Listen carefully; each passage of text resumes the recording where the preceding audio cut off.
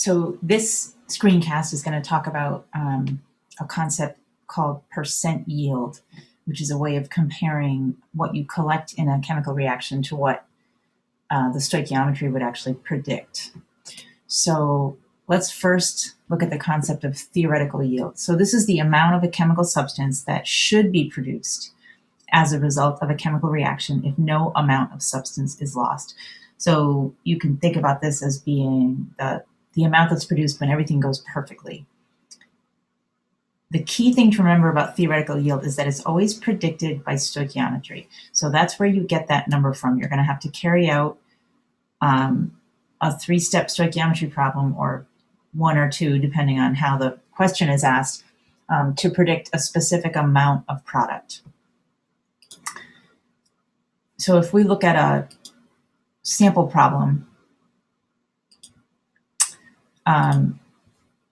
the question is, how much copper will be produced when 16.80 grams of copper 2 nitrate in solution reacts with an excess of solid zinc? So the first thing we need with any stoichiometry problem is a balanced chemical equation. So here we have the zinc solid reacting with the solution of copper 2 nitrate, and the product is going to be copper plus zinc nitrate in solution. And you should recognize this as a simple single replacement reaction or as a redox reaction. This type of a reaction, you should be able to predict the products and write the complete balanced equation. And always look for clues in the question, right? If I'm asking about copper, then that clues you in that copper has to be one of the products, and you should be able to figure out the other product from that. Once you have your balanced equation, remember to identify the given substance. So in this case, it's 16.80 grams of copper 2 nitrate, and also identify the unknown. And again, it's not an unknown substance. We know that the product is going to be copper. What we don't know about it is how many grams of copper we're going to be able to make. So that's the unknown, is the quantity in grams of the copper. Here's just a picture of that reaction. If you have a solid zinc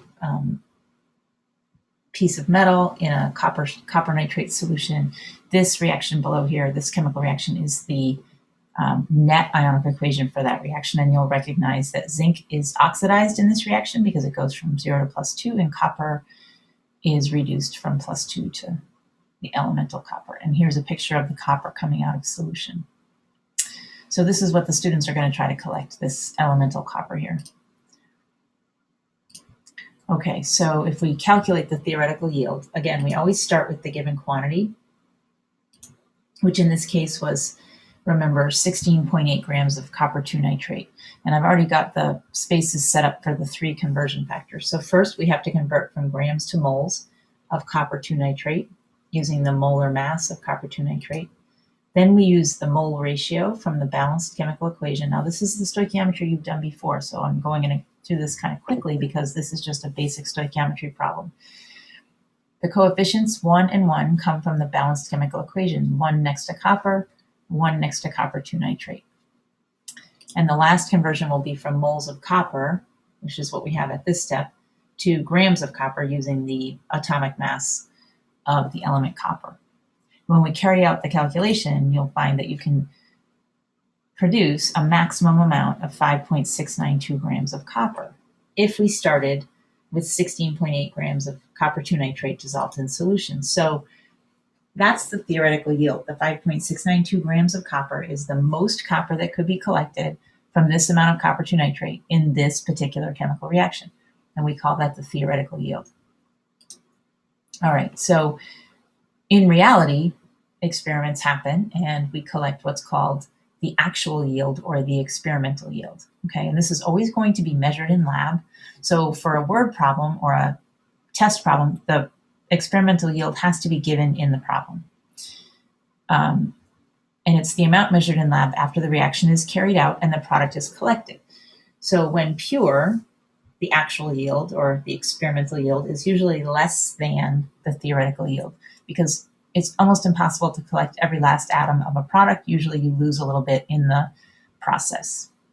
But when the product is impure, the actual yield might be more than the theoretical yield because it has impurities in it. Sometimes it's water, is the impurity if you don't dry the product completely, or sometimes it's another solid that's in the product.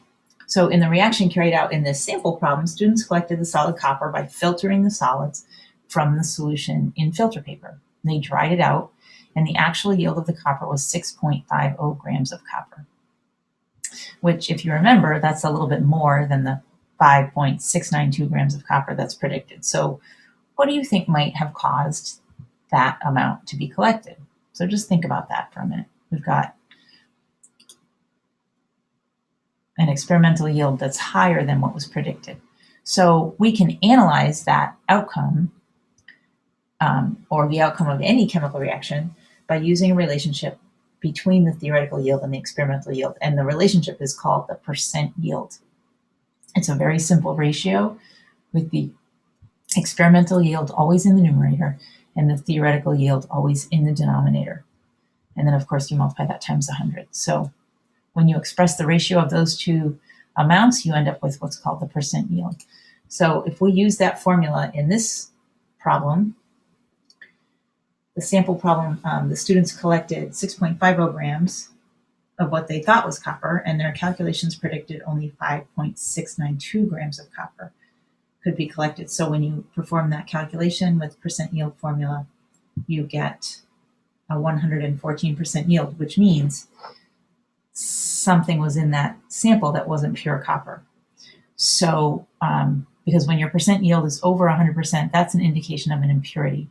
If you think about this experiment, they filtered the solid and then dried it out. So it's possible they didn't dry out all the water before they measured the mass. That's a common impurity in filtered products. But also we had an excess of zinc in that reaction. And it's possible that some of the zinc actually got into the copper when they filtered it. So either one of those impurities could explain a percent yield of over 100%. Okay, so that was one sample problem showing percent yield, and you're going to carry out some more problems in class to practice this new skill.